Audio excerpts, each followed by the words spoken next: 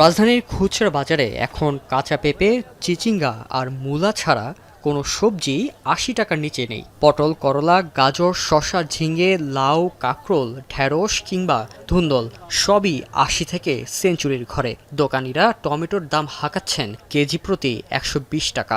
আগাম ফুলকপি মিলছে ১২০ টাকায়। তবে শিমের দাম ৪০ টাকা কমলেও তা এখনও ১৫০-র উপরেই আছে। ক্রেতারা বলছেন সবজির ব্যাপক সমারোহ থাকলেও দাম এত বেশি যে মধ্যবিত্তদের জন্য কেনা দুঃসাধ্য হয়ে উঠেছে।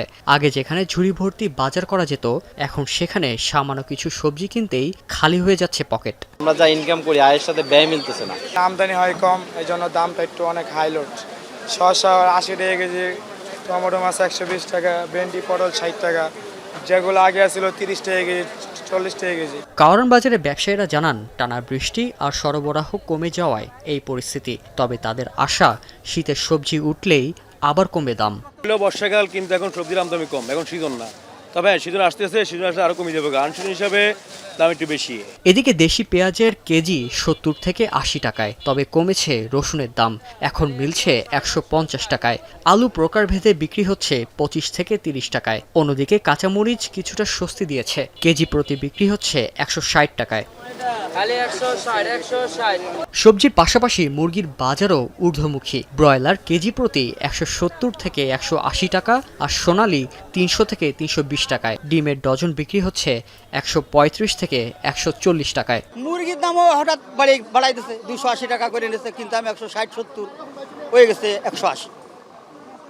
মাছের বাজার আমার বাড়িয়ে গেছে ২০-৩০ টাকা। ব্রয়লার মুরগির দামও আজকে দেখলাম বেশি চলতেছে, মানে আগে আমরা ১৬০ করে কিনছি, আজকে ১৭০ করে কিনলাম। তার কারণ বলতে পাইকারি বাজার আমরা কিনছি বেশি দিয়ে, এখন বিক্রি করতেছি বেশি দিয়ে।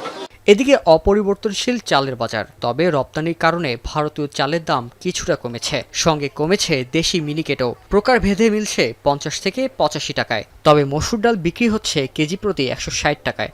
এখন বাজার বাড়তে দিয়ে নাই, বাজার মোটামুটি ইয়ে আছে, স্থিতিশীল আছে। নাজির সেলগুলো আমাদের দেশিগুলো, এগুলোর একটু রেট বেশি, আর ইন্ডিয়ানগুলোর রেট একটু কম আছে। মাছের বাজার মোটামুটি স্থিতিশীল। রুই, পাঙ্গাস, কই কিংবা শিং মাছ এখনও রয়েছে নাগালের মধ্যে। তবে ইলিশ নিয়ে রয়েছে সাধারণ ক্রেতাদের শুধুই হতাশা। অন্য সব মাছের দাম যেরকম আছে মোটামুটি ভালো আওতার মধ্যে, কিন্তু ইলিশ মাছটাই মনে করেন যে আকাশ ছোঁয়া দাম। নদীতে মাছ নাই, নদীতে মাছ হইলে অটোমেটিক দাম কমে যাবো। মাছের বাজারে দামও অনেক বেশি, কারণ ইলিশের সিজন অনুযায়ী আকাশ ছোঁয়া, হাত ধোয়া যায় না। সবজি, মাছ, চাল ও মাংসের বাজার স্বাভাবিক রাখতে নিয়মিত তদারকির দাবি ক্রেতাদের। শাহরিয়ার জামান পুলক, এখন, ঢাকা।